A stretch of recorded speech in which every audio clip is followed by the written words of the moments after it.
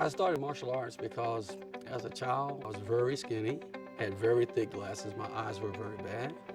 And so I was basically being bullied. I saw a Bruce Lee movie. So I was thinking, you know, if I learned how to do some karate, I would be able to defend myself. I started in 1989. I was 4 years old and just being picked on and bullied on the street, and my dad wanted to get me into something to learn to defend myself. And I remember going to my instructor in Westview, Senior Master Shipton, showed me a couple of kicks and punches and just kind of fell in love with it and never stopped since. I started the martial arts because I've always been smaller, and I was getting beat up a lot. And I'll never forget walking into my first school, and I walked in, and the instructor asked me, he said, you know, why do you want to do martial arts? I says, because I want to learn to hurt people. I want to hurt people. I'm not going to get beat up again.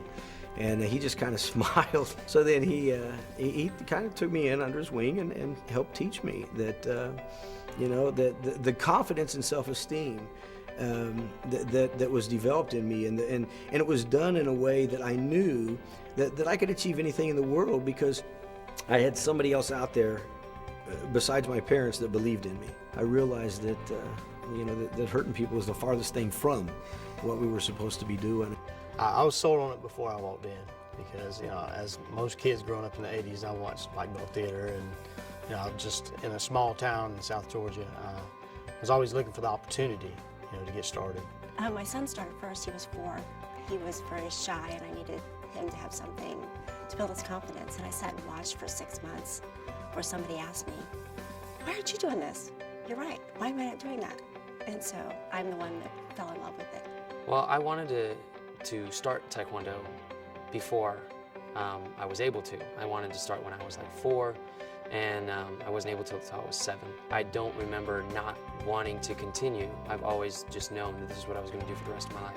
Earned my first degree in 1965, and I said I wanted to go to Korea to earn my second degree. Finally was able to join the Army, and they guaranteed me going to Korea. My first night in Korea, I remember going to look for a training facility, and I found one, but I wasn't anywhere near as good as I thought it was until I went to Korea. That was my reason for joining the military. I never really expected to make the military a career. I felt that if there were going to be people entrusted to my care, and as a platoon leader, I had 42 people, I had to be the very best that I could be. My martial arts training, I think, gave me a challenge to see what I could do physically. I thrive on responsibility, and when it comes my way, if it's something I believe in, if there's magic in believing, I feel, I'm going to do everything I can to make it happen.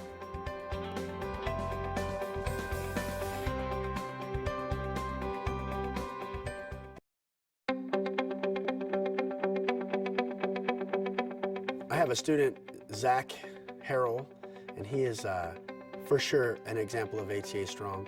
He is suffering from grand mal seizures, and he won't quit martial arts. He's there every week, and he has rough weeks.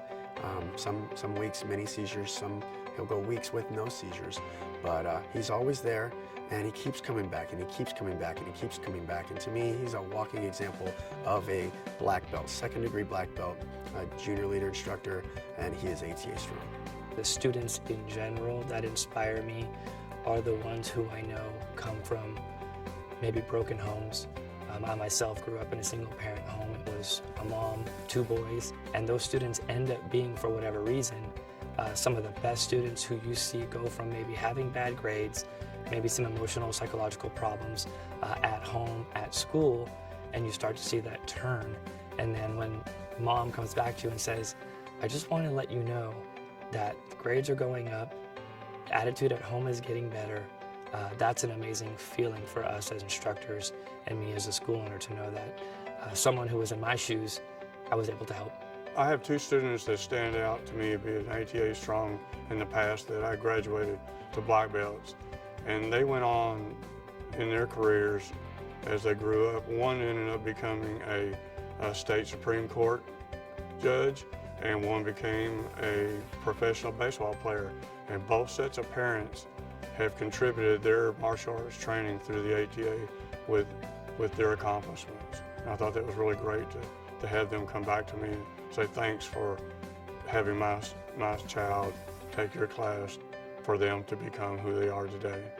We have a student who has gone through a lot of difficult times at school, being bullied severely. She was very, very down on herself, and when she started martial arts, the day that she signed up, her parents told me a story that happened earlier that afternoon where she was walking up onto the steps of the school bus, and some kids had grabbed her hair and pulled her down back onto the floor. And so she had a very difficult life every day at school, and since she has started her martial arts training, she's just become so much more confident and strong in the beliefs of herself, and she's happier. She smiles when she comes into the school. She always has a great attitude, and she's a great example of ATA Strong. To start out being so meek and humble and insecure of herself to a strong and confident, still humble person that stands up for herself now. It's an amazing story for her. I have a young lady who has cerebral palsy, and when she started, she could control her legs none, her arms less than her legs. The first day that I worked with her, I bet I got kicked in the face 12 times. And she is now a 3rd degree. She can control her arms and legs, was almost getting out of her wheelchair. She is the epitome of strength and what ATA Strong stands for. I remember we had a young girl, 8 years old, come into our school, and she seemed so shy. She just kind of hung in the back and she didn't say anything. We didn't realize she didn't speak English.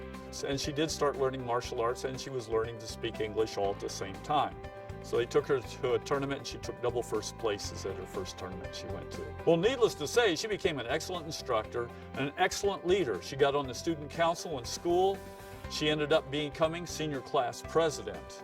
She also turned around and got a scholarship from Univision, Latino Athlete of the Year. She also got an HU Lee scholarship. Meanwhile, it's too far to go from ASU, Arizona State, to our school to work out, and she loved to work out, so they had Olympic Taekwondo there. So she decided she would go down and work out at Olympic Taekwondo. Well, they saw her and they said, hey, you're pretty good. We're going to take you to some tournaments. Well, they did, and she started winning. And within 4 months, she became the U.S. Intercollegiate Taekwondo champion. There are other people who have been training for years, and she beat them all. And it was her ATA training that made her strong enough and good enough to beat all the other people. Meanwhile, she's on the plane going to, I believe it was Barcelona, Spain, to compete in the World Championships. And she's sitting there with the U.S. Olympic Taekwondo team, and she realized she was the only person on the plane that spoke Spanish. So the very thing that was her curse became her blessing.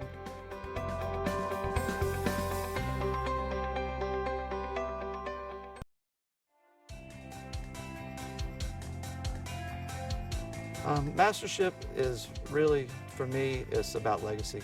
You know, about what I can do for my students and what I can do for the organization, and then trying to, you know, to better it and to better my students as well. Dream of a lifetime. I started in martial arts with 9 years old, and I went through many obstacles to be here today, but that's what makes me very proud. And I can say that when you have a vision and you work for something, we are working for something with passion, determination, and discipline, your dreams can come true. Being a master means being a living example of the Songahm spirit of Taekwondo, being able to live and show and demonstrate courtesy, respect, honor, and integrity. Means living those values every day of your life. To me, mastership is just, it's an amazing accomplishment that takes obviously a lot of years and commitment. And I really think in these days it's easy to start something and give up quickly. So I suppose for me, mastership just shows that commitment and to be able to stick with something for a long time. What does mastership mean to me? It means I am progressing within the Taekwondo. I think we need to be constantly progressing to always offer the best for our students. I'm really looking forward to being a student again as a master, and I find that to be a really interesting point. So, I mean, it's almost like a humility factor has come into play, and that's where I'm going with it. La maestría es una búsqueda personal, es como un viaje que uno hace para buscar la superación personal. Ser maestro significa seguir aprendiendo, aprender de los errores que uno comete, continuar intentando hasta alcanzar el objetivo. Ser máster también significa... Mastership to me is that I have proven that I have the ability to teach the basic information. I feel like color belt, black belt material, but that to me, it's not the end. I feel like I have so much more to learn. So now my next step is I've mastered everything before me. Now I have to start and learn anew so that I can move towards the next stage of mastership. It's got so much mystique behind it, and it's such a big deal that for the longest time I didn't even think it was something that I could do. And you know, over the past few years, as I've been getting closer and closer, just realizing that this is an opportunity for me, that I've really committed my life to something and will continue to do that as long as I live. The greatest among us is servant of all. And as a master, we need to treat everyone else as if they are the master and we are the servant. Such is the nobility of mastership.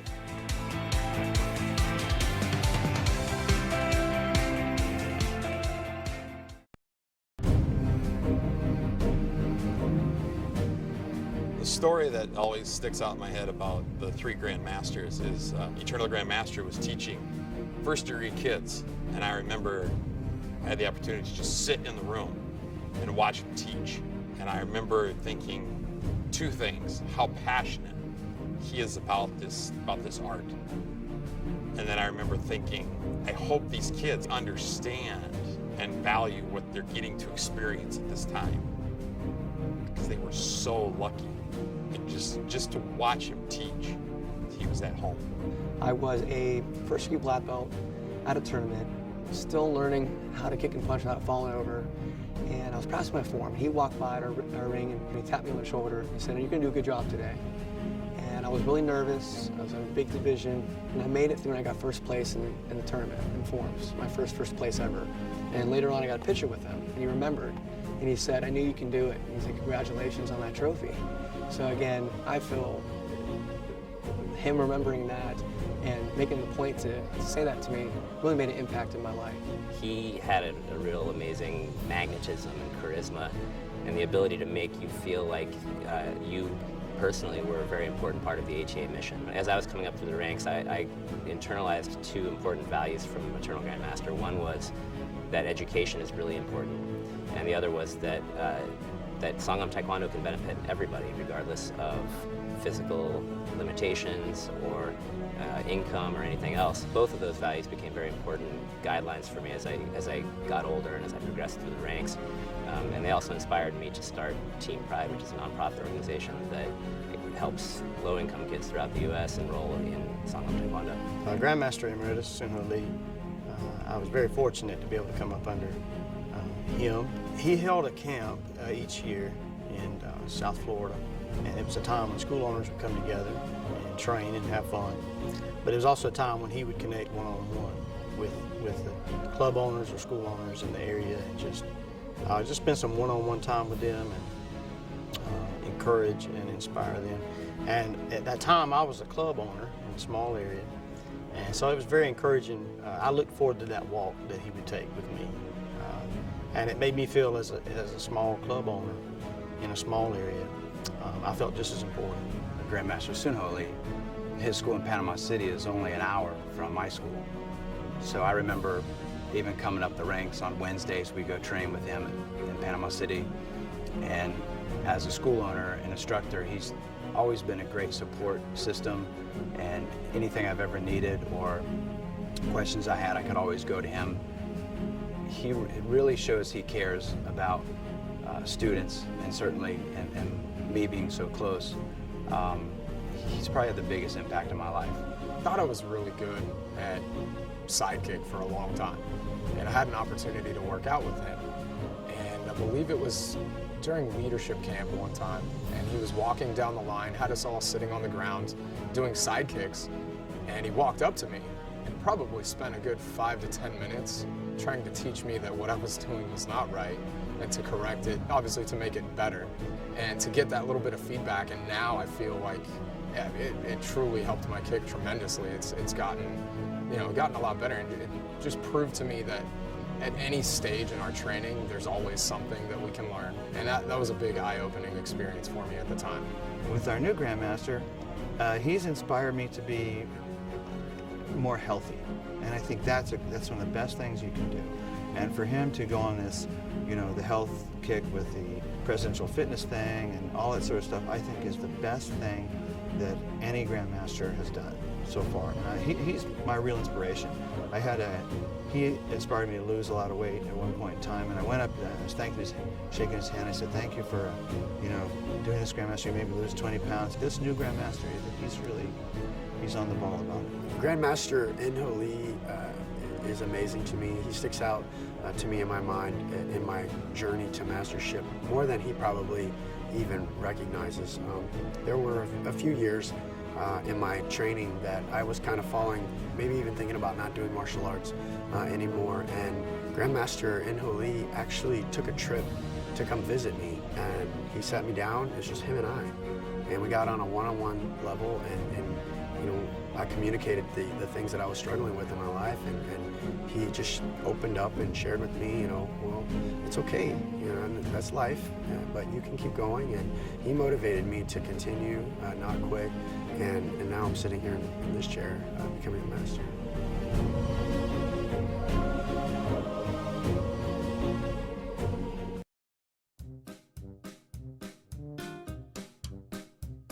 My very first day in martial art class. Back then, you did not get the uniform sometimes on the first day. I started out the day, I was wearing a pair of blue jeans, and at the beginning of the class, I did a really hot front kick, and I put a little rip in my pants, right in the NC. But by the end of class, there was a hole in my pants, from the zipper to the back belt loop. We had a little boy, and he's very enthusiastic, and he loves Taekwondo, and he was just kind of pinging off the walls, as we say, and his mom was saying, come on, Damien, we have to go home. She says, Mrs. Berry, help. And I said, Damien, stand like a black belt. Man, he came to attention like that. Yes, ma'am. Listen to your mom. Yes, ma'am. Okay, you can take him home now. Thank you, Mrs. Berry, and off they went. We walked up there, and Grandmaster, sir, do you mind if we take a picture? Oh, of course, yes, yeah. So we lined up next to Grandmaster, and I'm 6'3", and Grandmaster was not.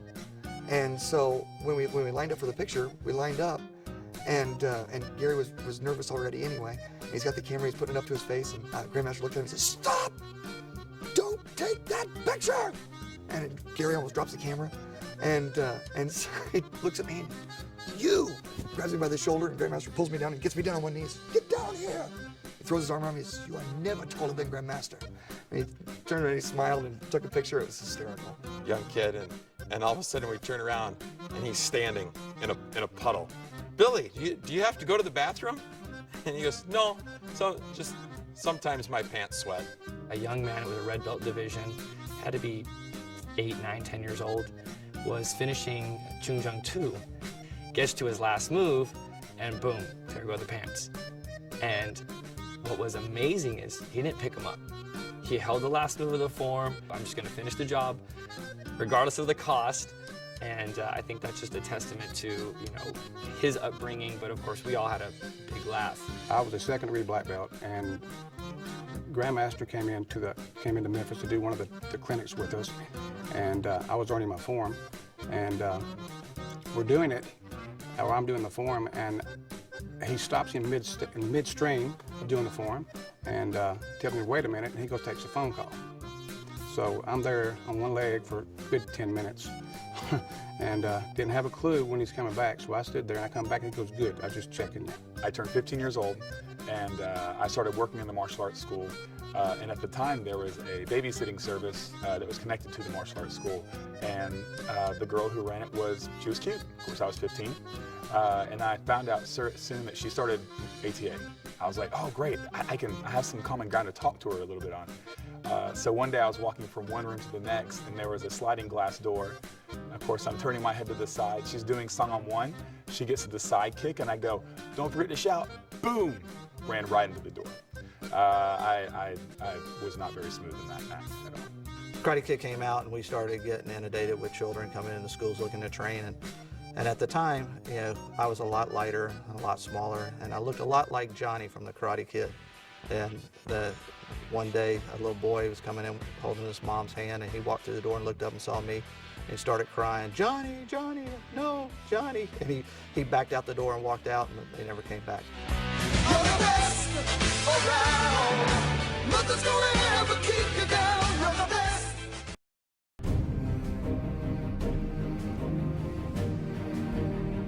Today not possible, tomorrow possible. I was a kid that was bullied. I wasn't picked for team sports and stuff like that. And that day it wasn't possible for me. But through hard work and effort, dedication, and the love and support of others too, I've been able to overcome so much and accomplish so much. Eternal Grandmaster, today not possible, tomorrow possible. Because that's what martial arts is all about. Everybody walks in as a white belt, unable to do pretty much anything that the instructor asks. But as they continue to train and try, they can achieve almost anything. I've been able to accomplish so many things that I thought there's no way that that is possible.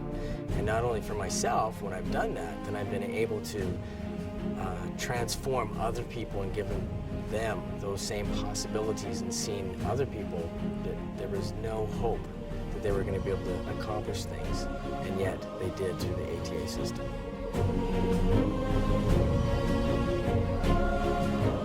I personally like there's always more to learn. To me, we can never stop learning. There's just a wealth of things there to continue your knowledge and training base on. If you're going to change people's lives, you've got to be knowledgeable in a lot of aspects. Martial artists have to be first in many things. If you continue to learn and train, then you're going to advance in life. And if you just stop learning, then you just kind of get you nowhere. You never quit learning, I think, is the biggest, because for me, it's always a struggle to go to the next level, and it just means you have to work harder. And so, you know, there's always something to learn. It really sticks in your head.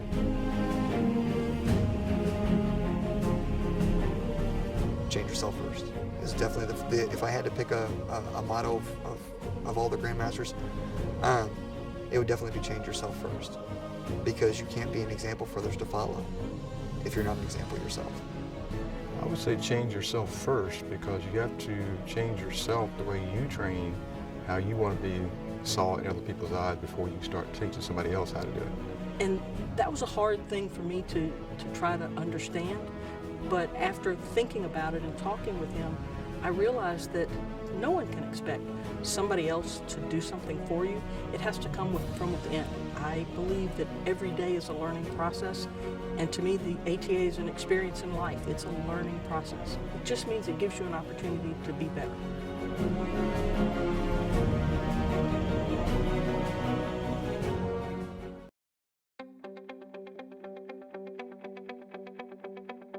Vision is knowing where you want to be and what you want. Not always understanding exactly how you're going to get there, but it's having a clear picture of that future. I felt respect's the most important life skill in my life.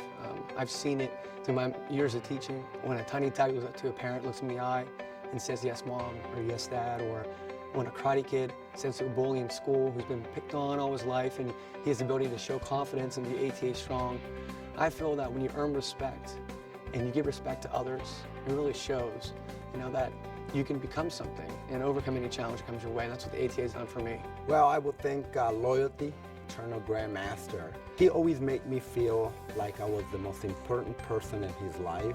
So I tried to do the same thing to my instructors, my juniors, and I can not think of anyone that, of any of those instructors, if I'm in trouble, if I need something, I call them and they're there. And I think that's the loyalty part of the art. I think for me, knowledge is the most important aspect. I don't feel like we can ever know enough. For me, knowledge has always been something I've thrived on. I want to know everything I can and learn as much as I possibly can because I always want to know more. Gratitude. I'm grateful for ATA. Without ATA, I wouldn't be where I am now. And so I met my wife. I have a great career. I love doing what I do every day. And so without ATA, I wouldn't be here. Humility, I think, is one of the very important ones. To earn the respect of others and to seek the knowledge. You know, so many of those others depend on that trait. If you're not humble, you're not going to continue learning. You're not going to respect other people. So you can't be arrogant. You have to be humble. Honor. Because again, honor starts with integrity. And if you can live a life of honor, then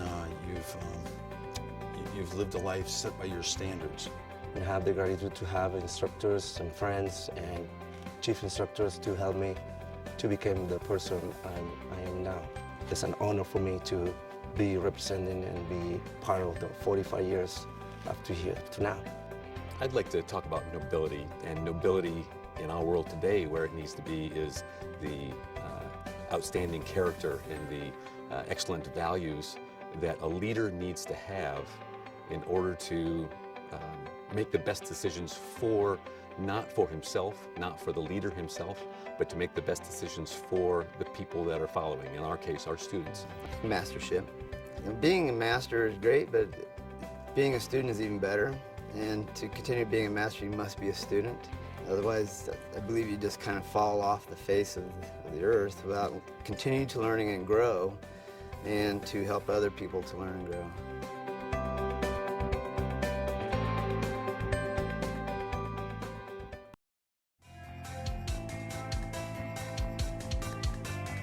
Since I started in 1990, and that was the year of the horse, I feel that it's symbolic that I am achieving my mastership in the year of the blue horse, and the horse representing both strength and vitality. And with that, the ATA has given me that strength and confidence over the years. And the blue, which is a symbol of water and nurturing, and how the ATA has nurtured so many people to accomplish so many great things. And so the blue horse is a great year to become a master. The year of the horse, it's a big significance, just to be a part of that in the same year like Eternal Grandmaster H. Lee when he was inaugurated as Grandmaster in 1990. To be a part of that and to have it be this year as well for my mastership is very significant. I like the coincidences and the synergy of coming together that way. The horse and the blue horse for the original master ceremony, and then our master ceremony. Now I'm coming on 45th anniversary. Those coincidences makes it all come together. The year of the blue horse, it shows strength, virility, and what is ATA now? ATA strong. I mean, our organization, our students now are fitter now. They're more confident now. They have more knowledge now than when I first started. I mean, it's just amazing how far this organization has come. And I'm proud to be a member of it, and it's good to see the growth. It's good to see the younger ones coming up behind us and us helping them along the way.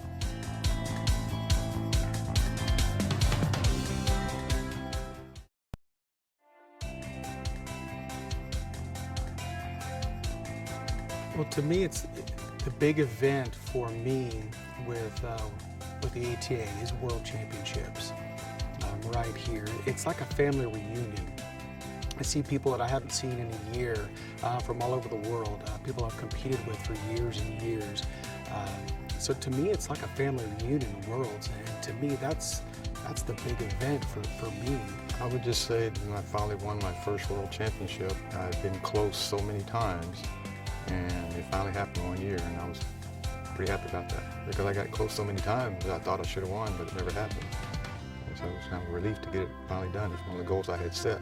I think you have to have a goal in life so you will keep on trying, because if you don't ever keep on trying, you'll never get better.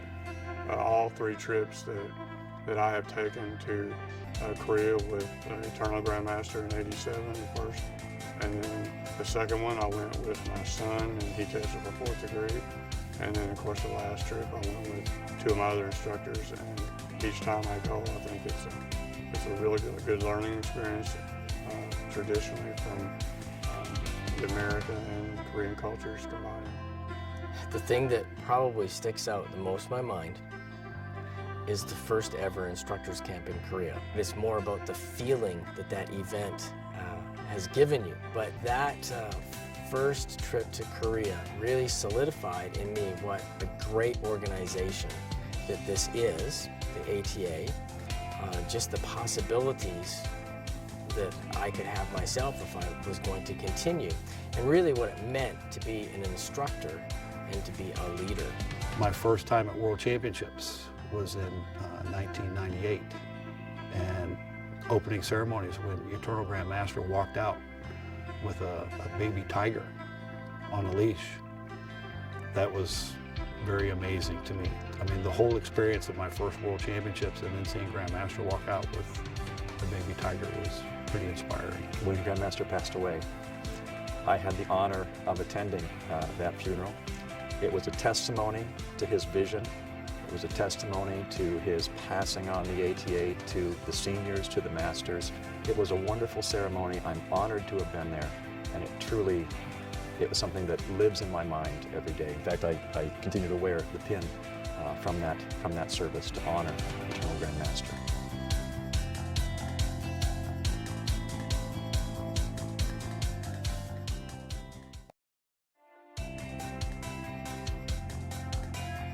I would recommend a friend to try ATA because ATA stands apart from any other martial arts organization. And it will affect you and it will impact you in a positive way that'll change your life before you even know it. It reinforces all the life skills that we are taught since we are little ones. It reinforces a healthy lifestyle. Loyalty, perseverance, all the strong moral characters that we want to see in our children as they grow up to adults, in those around us. It prepares them for life. When people think of the martial arts, they think of the physical side, the kicking and the punching and the bar breaking and the sparring, which is, has its own benefits. But I think the biggest benefit of ATA and Taekwondo is the mental side. The ATA has made a huge effort to just not be one thing. Sure, it's Taekwondo based, but it's not just Taekwondo. It's self-defense, it's fun, it's family. It's got so many things to offer that for that reason, I wouldn't want anyone looking at martial arts to miss out on an opportunity to be a part of something that's so big. I would recommend a friend to try ATA because of the many different benefits that it offers. Any excuse you can think of not to do it should be a reason to do it.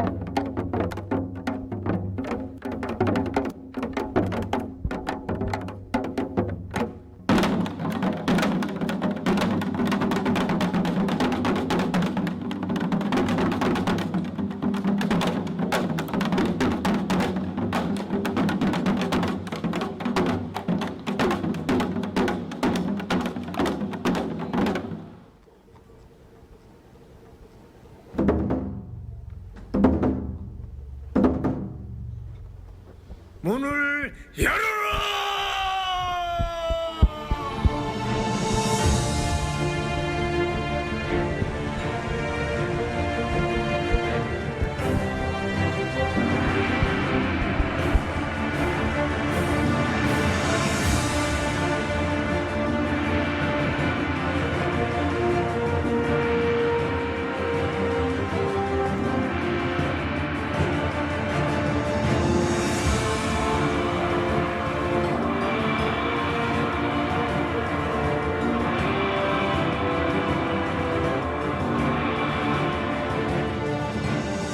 The Grand Master grants permission to begin the Master Ceremony.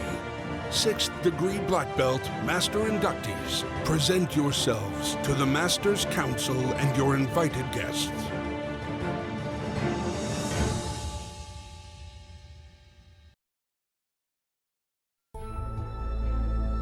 Respect. The remembrance of ancestors is a deeply honored tradition. To show respect to the founding masters of Songahm Taekwondo, you will perform 3 traditional Korean bows representing your mind, body, and spirit. Loyalty. Inductees, you will now light your candles from the flame of Grand Master Lee. By doing so, you are confirming your commitment to stay loyal to the students of Songahm Taekwondo. The torch of knowledge can be passed on by the fire of a candle. The candle must burn continually to keep the torch of knowledge alive. It will constantly sacrifice itself as the body of wax melts away in order to keep the flame burning. It will do so until the body no longer remains. Just as the candle, the inductees will constantly sacrifice their bodies to teach the knowledge they have gained from Grand Master Lee to their students. With this commitment, they will perpetuate the flame of knowledge for generations to come. Inductees, you will now symbolically demonstrate the ceremonial passing of knowledge. Water is symbolic of knowledge. In front of you are 3 bowls. The smallest represents the knowledge of a student. The middle-sized bowl is the knowledge of an instructor.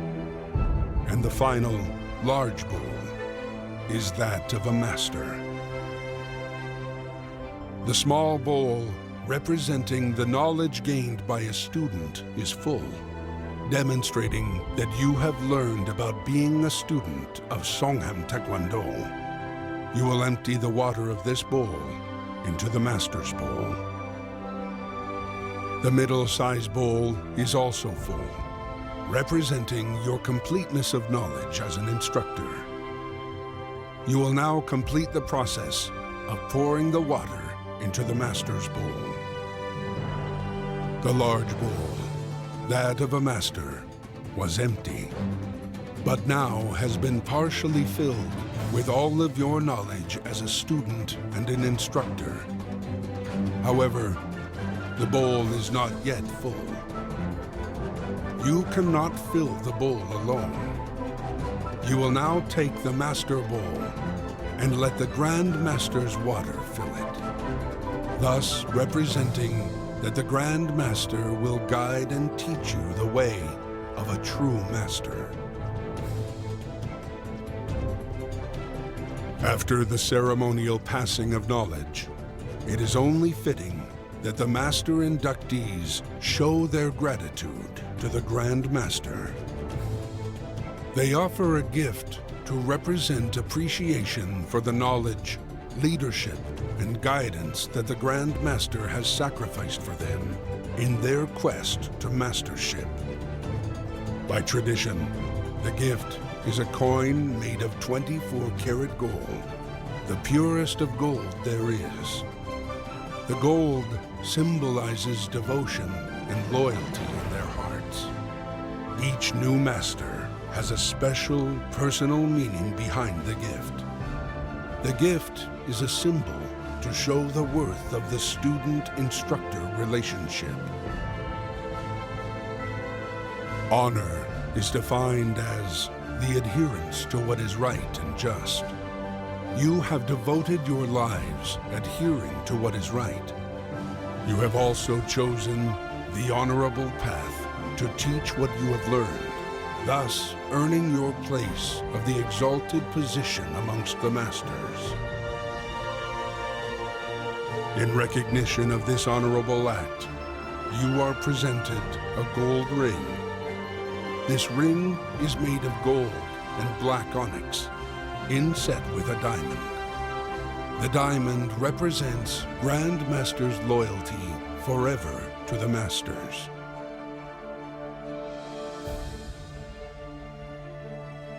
You will also be presented with a certificate of mastership on which the Grand Master has affixed his seal from the turtle of the Bi Rongbong.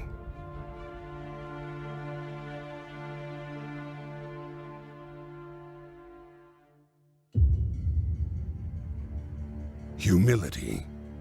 Witness as the inductees honor the oath of the Master to the Sabunim Grand Master Lee. Master inductees, please stand and raise your supported right hand.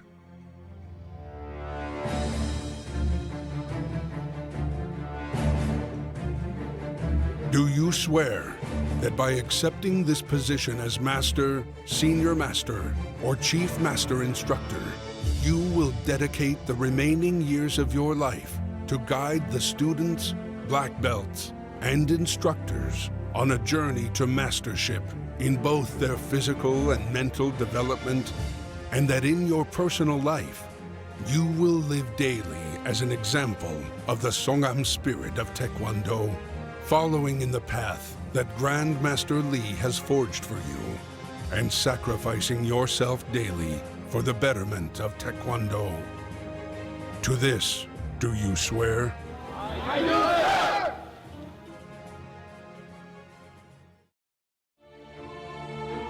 As it was with the warriors of ancient times, titles and positions were bestowed upon a recipient by dubbing him with a sword or scepter. The Grand Master will dub the inductees with a Bi Rongbong, the staff of the Flying Dragon, thus demonstrating their crossover from instructor to master, senior master, or chief master instructor. The Bi Rongbong, which is only to be touched by the Grand Master's hands, will symbolize the completion of their walk as a student and instructor, and reveal their new path as that of a master. Ladies and gentlemen, introducing Master Mary Jane Berry. Introducing Master Sean Berry. Introducing Master Robert Gast. Introducing Master Rafael Perez.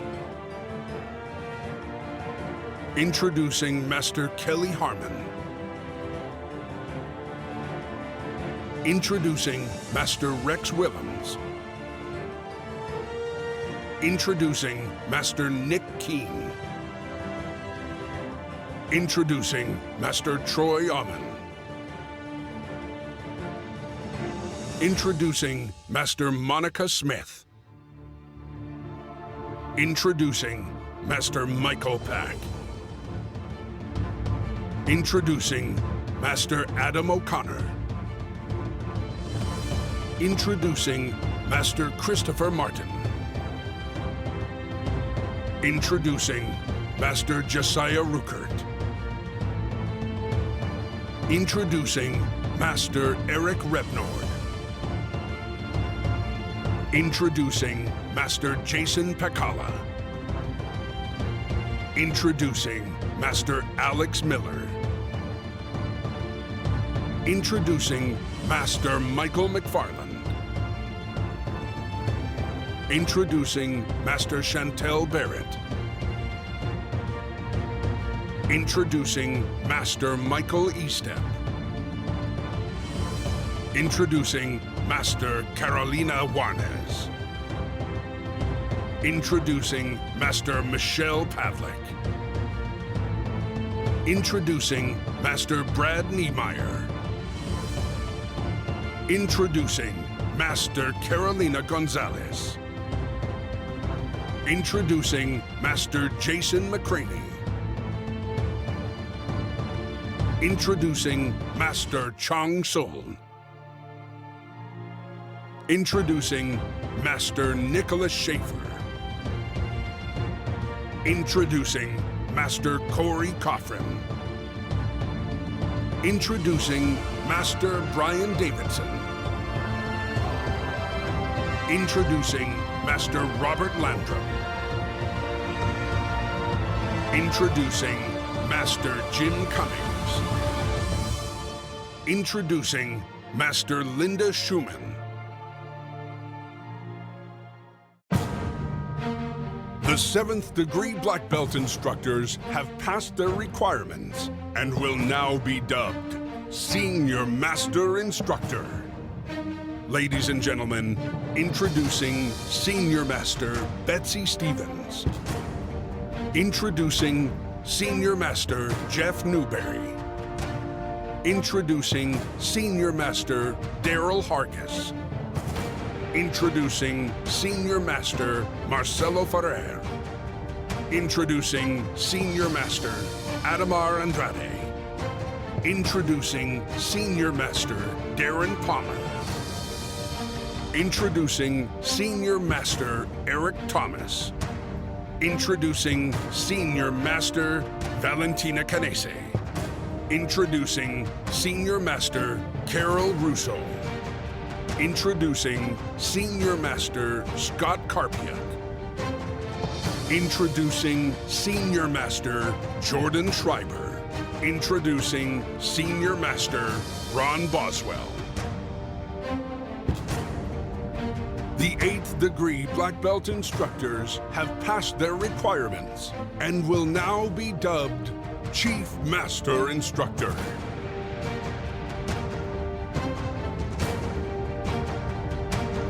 Introducing Chief Master Jewel Allen.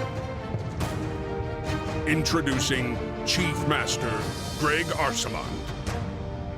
Introducing Chief Master Tomas Sandoval. Introducing Chief Master Mark Kopp Lee. Introducing Chief Master William Wackles.